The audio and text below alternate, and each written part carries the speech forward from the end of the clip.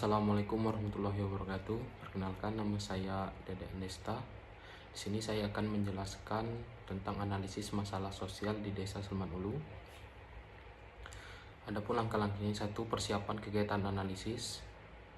Penentuan tujuan: mengidentifikasi kondisi sosial ekonomi masyarakat Desa Sleman Ulu, menemukan masalah-masalah sosial yang memengaruhi kesejahteraan sosial ekonomi, menggali akar penyebab masalah untuk merancang solusi yang tepat. Yang kedua, pengumpulan informasi awal. Mengumpulkan data sekunder dari pemerintah desa, kecamatan, atau publikasi resmi. Meninjau profil desa, jumlah penduduk, mata pencarian, sumber daya alam, dan fasilitas umum. Ketiga, penyusunan instrumen. Menyusun pedoman wawancara, kuesioner sederhana, dan format observasi. Menentukan informan kunci: kepala desa, tokoh masyarakat, petani, pedagang, kelompok perempuan, dan pemuda. Selanjutnya, kunjungan lapangan. Kegiatan lapangan dilakukan untuk memperoleh data primer melalui observasi, wawancara, dan dokumentasi. 1. Observasi kondisi pemukiman, sarana prasarana jalan desa, pasar atau warung, aktivitas ekonomi masyarakat, pertanian, perkebunan, peternakan, dan usaha kecil. Dan selanjutnya, fasilitas sosial, sekolah, posyandu, dan balai desa. 2. Wawancara dilakukan dengan 1. Aparat desa, kondisi pelayanan, data kemiskinan, program pemerintahan. Selanjutnya, petani, masalah pertanian, harga, irigasi, pupuk, pedagang atau UMKM, kendala modal, pemasaran, dan yang terakhir, masyarakat umum, tingkat pendapatan, beban ekonomi, dan akses pekerjaan. Yang ketiga, dokumentasi, foto kondisi jalan, kebun, sawah, rumah warga, bangunan yang rusak, aktivitas ekonomi. Dan yang ketiga, pemilahan dan pengelolaan data. Data yang diperoleh dikelompokkan menjadi data sosial,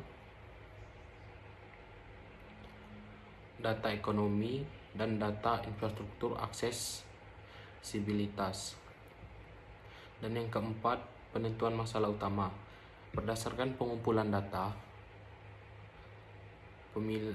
masalah sosial ekonomi yang umum muncul di Desa Sleman Ulu meliputi: 1. Ketergantungan ekonomi pada sektor pertanian atau perkebunan.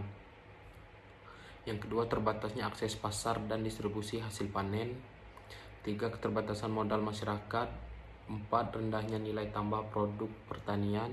5. Minimnya peluang kerja di luar sektor pertanian. Yang keenam, kualitas pendidikan dan keterampilan masih rendah.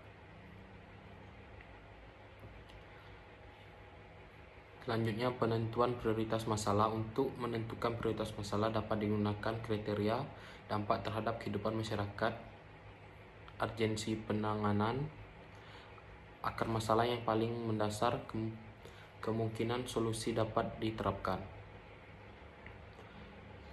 Hasil prioritas: 1. Akses jalan dan pasar yang terbatas, berdampak besar pada ekonomi. 2. Pendapatan tidak stabil karena ketergantungan pada pertanian. 3. Akses permodalan rendah. Dan yang terakhir, kualitas SDM masih rendah. Selanjutnya, identifikasi akar masalah melalui analisis sebab akibat, misalnya menggunakan fishbone diagram. Akar masalah dapat dijelaskan sebagai berikut. Akar masalah infrastruktur: jalan desa rusak atau sempit, biaya angkut tinggi, harga jual rendah, pendapatan menurun, minimnya anggaran pembangunan atau alokasi tidak merata. Akar masalah ekonomi pertanian: tidak adanya fasilitas penyimpanan hasil panen, tidak adanya koperasi atau lembaga penyangga harga, kurangnya penyuluhan pertanian modern, harga komoditas ditentukan tengkulak karena petani tidak punya alternatif pembeli. Lanjutnya akan masalah permodalan, prosedur kredit bank rumit, jaminan aset terbatas, kurangnya literasi keuangan masyarakat. Akar masalah pendidikan dan keterampilan. Tingkat pendidikan formal masih rendah, minim pelatihan usaha kecil dan teknologi pertanian. Generasi muda cenderung merantau daripada mengembangkan potensi desa.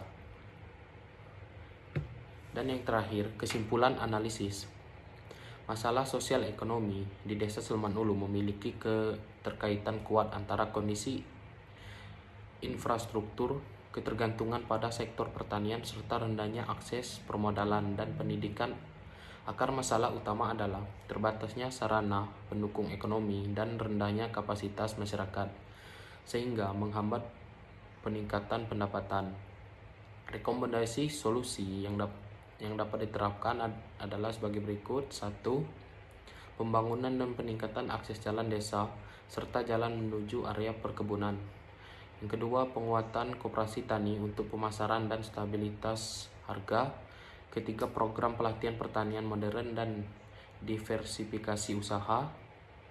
Dan 4, peningkatan akses permodalan melalui kemitraan bank atau lembaga keuangan mikro. 5, program pemberdayaan UMKM berbasis potensi lokal. Dan yang terakhir, pelatihan keterampilan pemuda dan pemberdayaan kelompok perempuan. Mungkin itu saja yang dapat saya sampaikan. Saya akhiri. Assalamualaikum warahmatullahi wabarakatuh.